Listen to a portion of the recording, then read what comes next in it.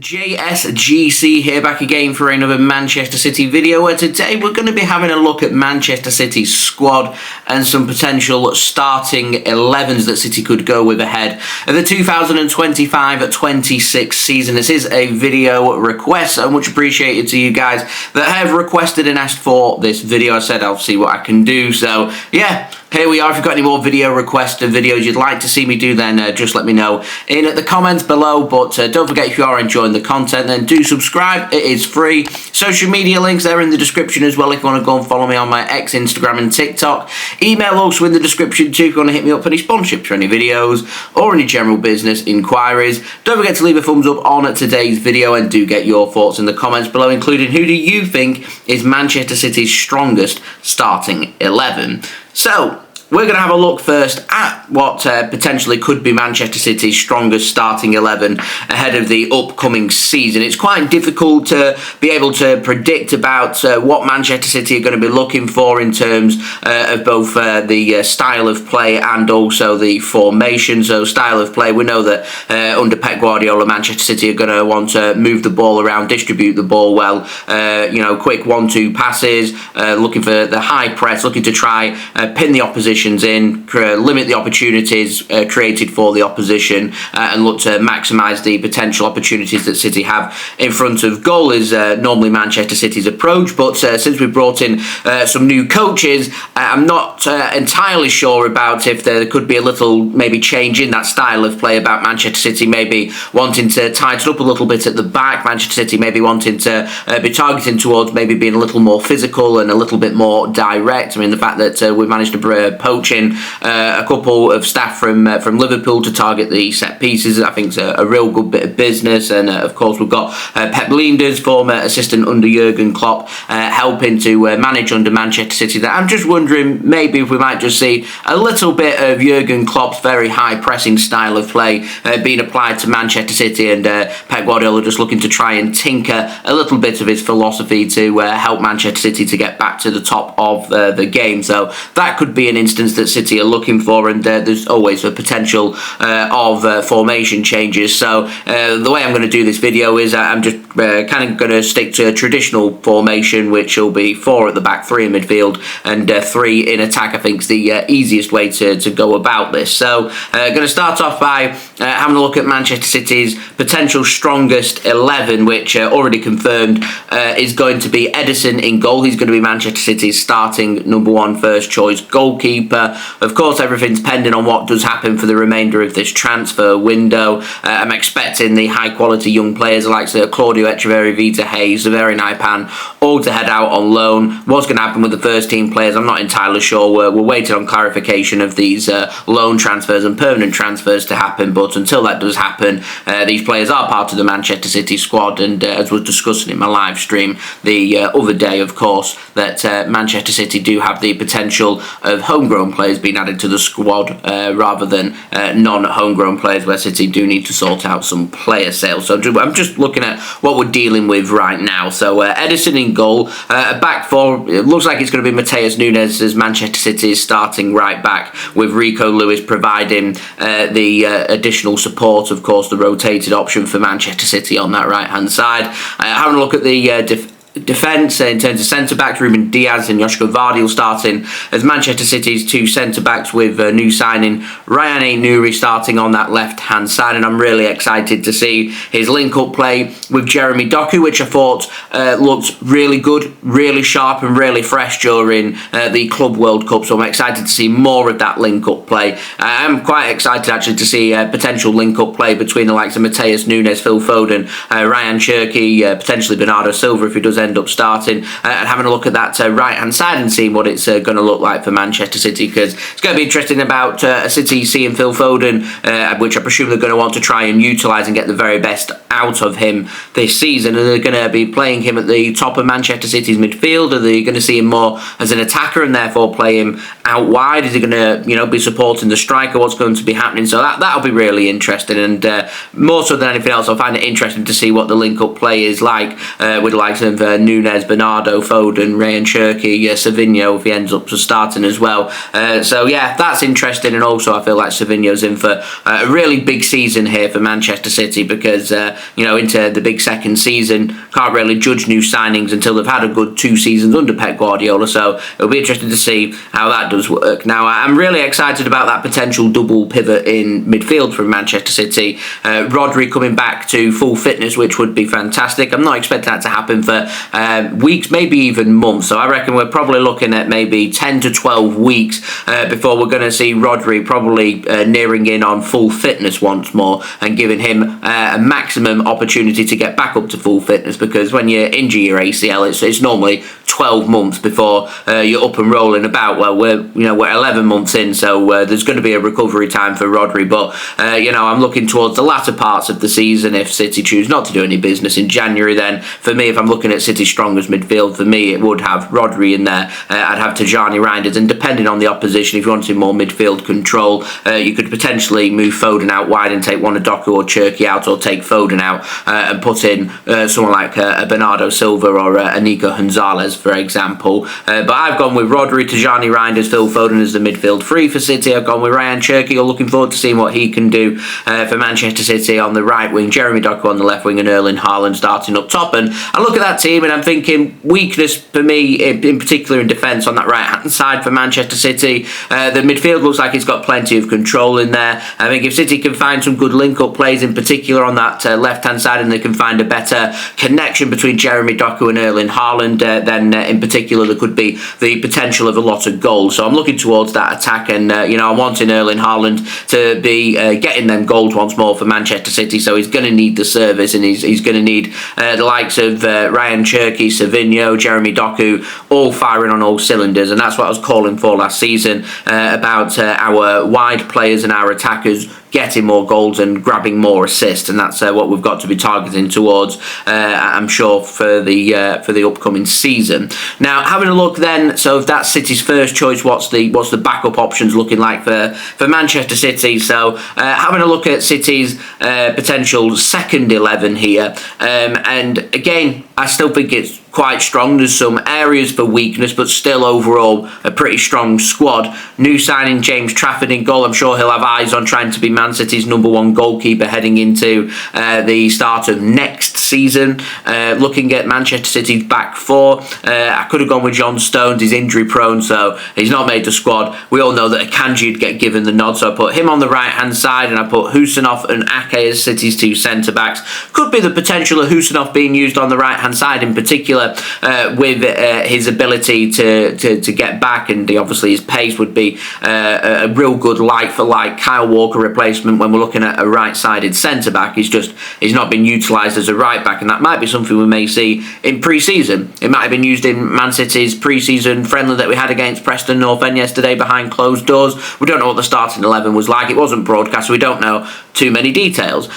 So I've gone with Nico O'Reilly on the left-hand side. That potentially could move into a back three. As I said, Khusanov could potentially be the player on the right-hand side, Ake on the left, and Akanji goes through the middle. More freedom for Nico O'Reilly, who's set to sign a new contract at City. So I imagine his role is going to be to provide support in midfield and also providing an alternative option for Manchester City on that left-hand side of defence, which is what we'll see more of in the second half of the season from Nico O'Reilly. You've obviously got Josko, Gvardiol and Nathan Ake that can also help cover there as well. Looking at midfield, again, it's not a bad midfield, that really, is it?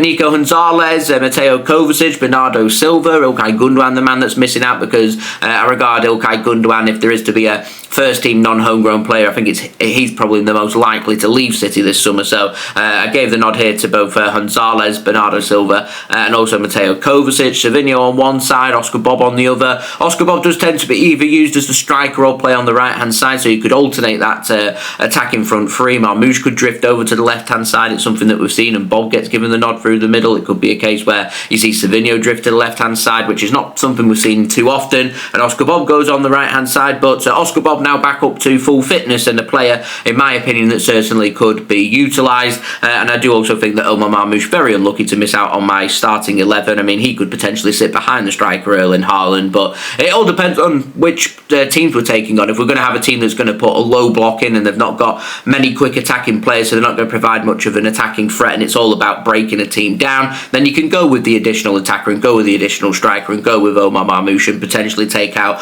someone who's sitting at the top of midfield. It's all about having them options, and Man City do have them options. They've got too many options, which is why they've got to try and sell some players. Now, having a look then about the comparisons here between Man City's ageing squad and also the youngsters, because I think this gives you a really good insight into having a look at what we're looking at when it comes to potential transition for City over the coming 2 years. We've already started this transition back in the January transfer window. It's continued this summer. I imagine it will continue in the upcoming January transfer window of 2026. It will continue next summer, and it will probably continue for 12 months after that as well, because Man City do still have a lot of ageing players. And so I've lined up what I call my UNC team. So you've got Ederson in goal, Akanji on the right, Ake on the left, John Stones, Ruben, Diaz playing the two centre-backs. We've still got Calvin Phillips here, Kovacic, Rodri as a midfield free, Gundogan could play the false 9 for City, Bernardo Silva on one side, Jack Grealish on the other. There's not a lot of legs there for Manchester City, and what we're looking at in terms of that squad, because at the moment all them players are potential available players for Man City's squad of 25, you're still looking at quite the overhaul job, and that just for me showcases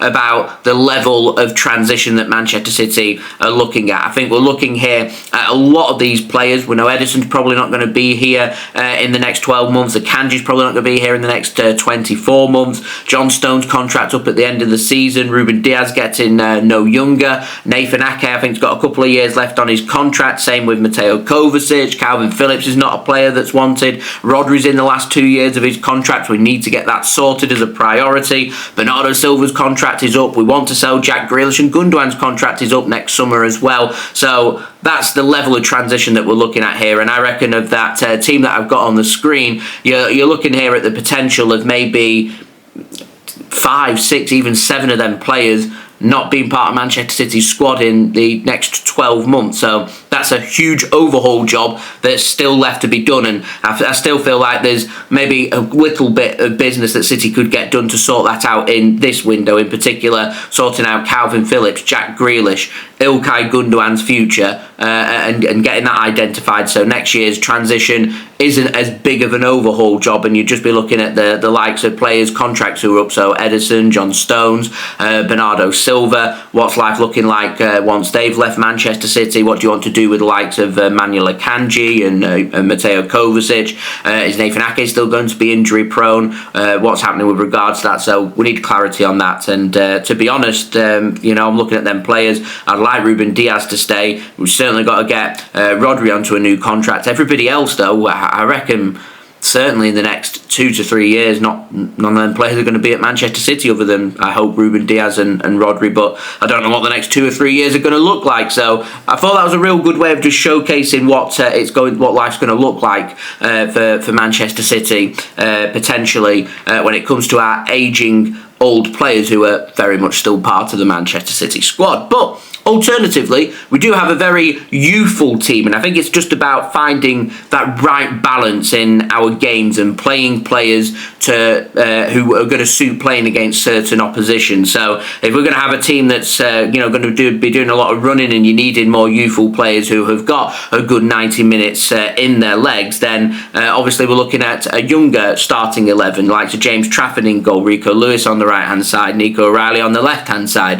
Khusanov and Josko Gvardiol. Josko Gvardiol is a very experienced player. He's still so young. He's like Erling Haaland. You forget about just how young these players are, yet they've still got a wealth of experience. Same with the likes of Phil Foden, Jeremy Doku, Rayan Cherki as well. Young players who have got so much experience. So that's certainly a younger, fresher looking Manchester City. Nico Gonzalez, Phil Foden, Rayan Cherki, Savinho, Jeremy Doku, Erling Haaland, all real good youthful options for Manchester City. I could chuck Omar Marmoush, but but I think Omar Marmoush is older than everybody on that starting 11, so I purposefully left him off just to be able to showcase the difference between what players who are getting towards their 30s and into their 30s is looking like compared with players who are now in the early parts of their 20s, about the difference, about a lot of the team that I've got up on screen are going to be players who are going to be at Manchester City for more than likely a very long time, who have got a long time left on their contract. So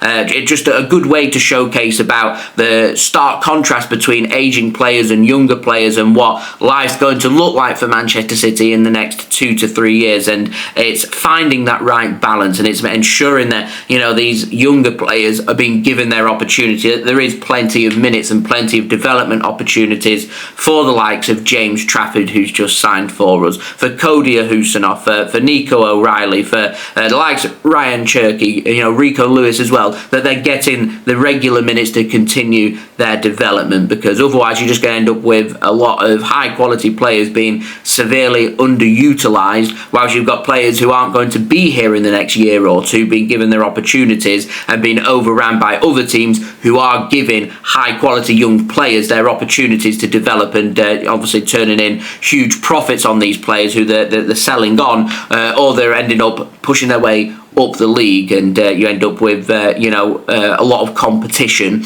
in terms of our Premier League play. So that's, for me, what City have to think about, what we've got to find that balance with, and I think it's something that we didn't really get that balance right last season, which is why in certain games we were being overrun, and when we did get the right balance, we were able to dictate the pace of the game, put our opportunities away, and outplay really good teams like Chelsea, teams like Newcastle. These are not easy games or easy teams to play against, yet we did a really good job. In fact, I know we got outplayed away at Paris Saint-Germain, but we'd showcased to the world that day that what you need to do is contain PSG, because you will be given opportunities, and if you put your opportunities away, you've got a route into beating PSG. The same weakness for PSG were exploited by Aston Villa at Villa Park in the Champions League. These same vulnerabilities were exposed at the Club World Cup final by Chelsea as well. So it's all about finding the correct balance and having the team that is capable of getting the job done, whilst also ensuring that if we're looking at transition, that we're thinking about the future, that we're thinking about the next generation and continuing their development, because at the moment we're looking at 3 high quality young players who are going to be leaving City more than likely in this window. Vitor not going to be an option for the next 12 months for City unless they choose to recall him from his loan at Girona, which is close to being confirmed. Sverre Nypan's going to be loaned out by Manchester City. Claudio Echeverri as well, high quality young players who could have all been chucked into that youthful starting 11 for Manchester City. However, because these players are non-homegrown, there isn't the spots in the squad for these players just yet. But once we start to move on some of the older players over the next 12 to 24 months, them opportunities for the likes of Nypan, for the likes of Echeverri, for the likes of Vitor, them opportunities are going to be there. Obviously, John Stones' contract up next year. Don't think that'll get renewed. Vitor has got his way into the Manchester City squad. It means City would have to go out and bring in another homegrown player to replace John Stones in another position. Claudio Echeverri's got the potential to come into Manchester City because Bernardo Silva's contract is coming in. So a non-homegrown player who's getting older being replaced by a high-quality, younger non-homegrown player. Sverre Nypan as well, another non-homegrown player who could potentially be an option in midfield for, if the likes of Ilkay Gundogan or Kovacic end up leaving. So the opportunities are there, they're just not there right now, because City are going to stick with the older team as that experience, as Pep likes that experience, but these players' contracts are coming to an end, so we don't really have much of a choice that these players in the next 12 months aren't going to be here. So I think this season's a really good opportunity now to find that balance, to give these high quality younger players that we've got their opportunity, because if we don't, you run the risk of these players being pointless signings and pointless promotions from the academy, because if you don't utilise them, they will leave. If Man City let Ederson leave and bring in a high-quality new number 1 goalkeeper, James Trafford, even though he's just signed, will be contemplating his future. And we've got a high-quality homegrown goalkeeper from Man City's academy as well. What a massive bonus that is, a potential future England number 1. So manage their minutes, find a way to make it work. Nico Gonzalez, Khusanov, you've got to find a way to make it work. And how we ended the season last season, we weren't going with them players. We weren't giving them their opportunities, and I'm wondering about the start of the season until we get into September and playing every 3 to 4 days, because we're playing in loads of different competitions. That what's it going to look like through August when we're playing just once a week? So what's the strongest starting 11 going to look like for Manchester City? And that's where it's all about preparation now for Manchester City, sorting themselves out for pre-season. One more pre-season friendly to come against Palermo, and then it's all action go for Wolverhampton Wanderers away in just a couple of weeks' time. So yeah, we could do with getting some clarity about our outgoings, knowing which players are going to be here, knowing which players are not going to be here, and then dealing with what we've got and seeing how Manchester City are going to look. But in certain cases, City look like a very strong team, but I also think that there's still them vulnerabilities there from last season, and more so some vulnerabilities that haven't been addressed in the summer window, in particular